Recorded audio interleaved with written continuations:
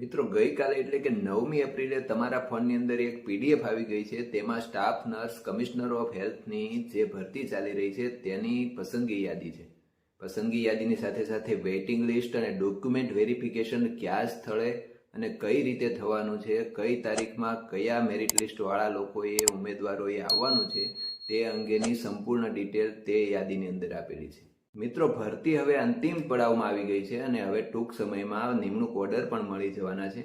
પરંતુ હજી પણ આ ભરતીનો વિરોધ ચાલુ છે. અનેક વિરોધ છતાં, અનેક આંદોલન છતાં, અનેક આવેદનો છતાં, અનેક રજૂઆતો છતાં હજી પણ ભરતી કેન્સલ થશે કે નહીં તે બાબતના પ્રશ્નો સતત પૂછવામાં આવી રહ્યા છે.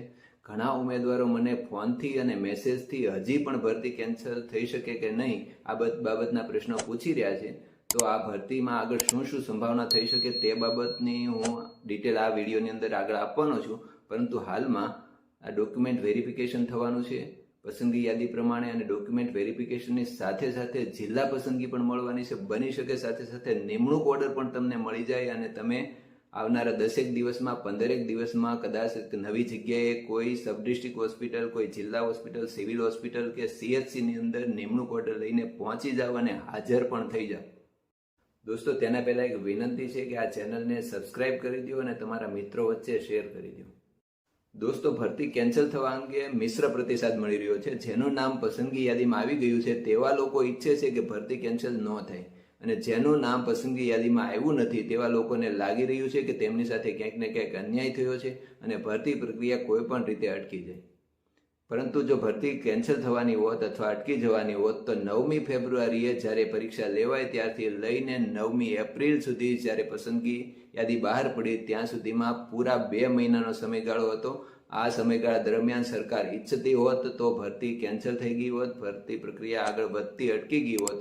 પરંતુ સરકાર તરફથી ભરતી પ્રક્રિયા અટકે તેવું હાલની સ્થિતિએ લાગી રહ્યું નથી. એટલે ભરતી પ્રક્રિયા અટકશે કે ભરતી કેન્સલ થશે સરકાર તરફથી તેવું બિલકુલ નથી. પરંતુ બીજો પક્ષ એવો છે કે કોર્ટમાં આ બાબત જાય અને કોર્ટ આ ભરતી ઉપર સ્ટે મૂકે, એ પણ થોડા સમયગાળામાં, કેમ કે હવે વધારે સમય નથી.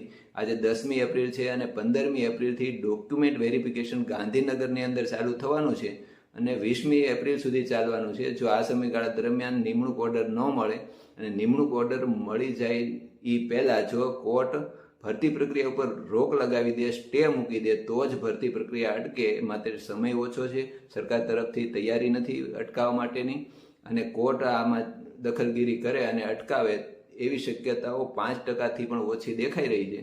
તો મિત્રો, હાલમાં જે લોકોની પસંદગી યાદીમાં નામ છે તે લોકોને પસંદગી મળવાની પૂરી શક્યતા છે, મળી જ ગઈ છે તેવું સમજી લો.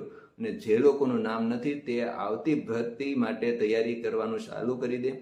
આવતી ભરતી પ્રક્રિયા અંગેની જે પણ જરૂરી માહિતી છે, કઈ કઈ પદ્ધતિથી શું શું કરવું, આ બાબતની વિડીયો પણ હું તમારી સામે લાવતો રહીશ.